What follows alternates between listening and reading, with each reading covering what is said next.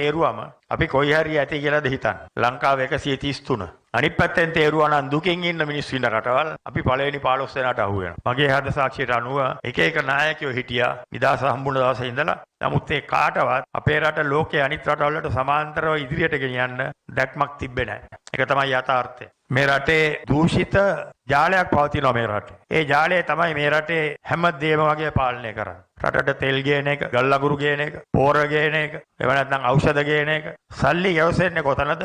ඒ ඔක්කොම මේ දූෂිත ජාලයෙන් තමයි පාලනය වෙන්නේ. මේ රට නිදහස් කරන්න නම් මේ දූෂිත ජාලයෙන් මේක ගලවන්න ඕනේ. මේ දූෂිත ජාලයේ නිර්මාතෘලා කවුද? මහින්ද රාජපක්ෂ ඇතුළු එයාගේ දරුවෝ, එයාගේ ඥාතියෝ, එයාගේ ගෝලයෝ, කොළඹ ඉන්න එයාගේ සල්ලිකාරයෝ, ඒ කට්ටියම තමයි මේ දූෂිත ජාලයෙන් මේ රට අල්ලගෙන ඉන්නේ. ඒක නිසා මම විශ්වාස කරනවා අපි මේ අවස්ථාවේ මේ රජය විවේචනය කරන්න අවශ්‍ය නැහැ කියලා. මගේ පුද්ගලික මතය. ප්‍රධාන හේතුව තමයි මේ රජය විවේචනය කරොත් නැවත මේකේ පලනෙලා ගන්න අර කඩන් වැටිච්ච දූෂිත ඒ බෝඩ් ලෑලි මාකට් කරන්න දඟලන කට්ටිය.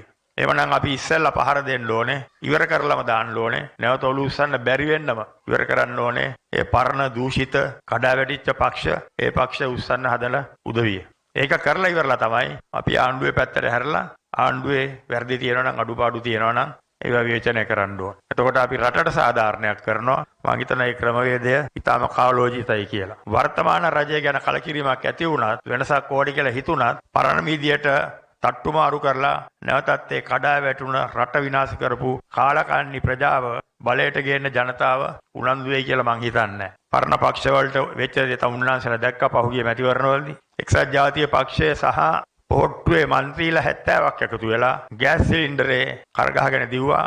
මැද්දේදී ගෑස් ඉවර වුණා. අන්තිමේ ලක්ෂ 5යි ඡන්ද. අන්තිමට පොට්ටුවට ලක්ෂ 3යි, සජිත් ප්‍රේමදාසගේ ලක්ෂ 27, ලක්ෂ 19කට බැස්සා. නමුත් මේ මැතිවරණය ගමේ මැතිවරණය නිසා යම් තැන්වල ඡන්ද පොඩ්ඩක් වෙනස් වෙලා තියෙනවා. හිතවත් කමට අල්ලපු ගෙදර කමට නෑ කමට දෙන ඡන්දයක් නිසා. ඒ රබාන ගහ මේගොල්ලෝ උඩ පනින්න පටන් අරන් තියෙනවා. සජිත්ට ලක්ෂ 2ක් වැඩි වුණා. දැන් සජිත් හිතන්නේ මම ගොඩ ඊළඟ පාර මං ජනාධිපති කියලා. නාමල්ට ලක්ෂ 6ක් වැඩි වුණා. නාමල් හිතන්නේ නැවත අපේ තාත්තත් එක්කම අපිට පරණ පුරුදු විදියටම රට හුරා ගන්න පටන් ගන්න පුළුවන්. මේ රටේ මිනිස්සු ටික අන්දන්න පුළුවන් කියලා. නමුත් මම විශ්වාස කරන්නේ මේ රටේ ජනතාව මෙච්චරකල් මේ මිනිස්සු ගැන විශ්වාසයක් තියලා වැටිච්ච වලේ මේ රෑ වැටිච්ච වලේ නැවතත් දවල් වලට එන්න සූදානම් වෙයි.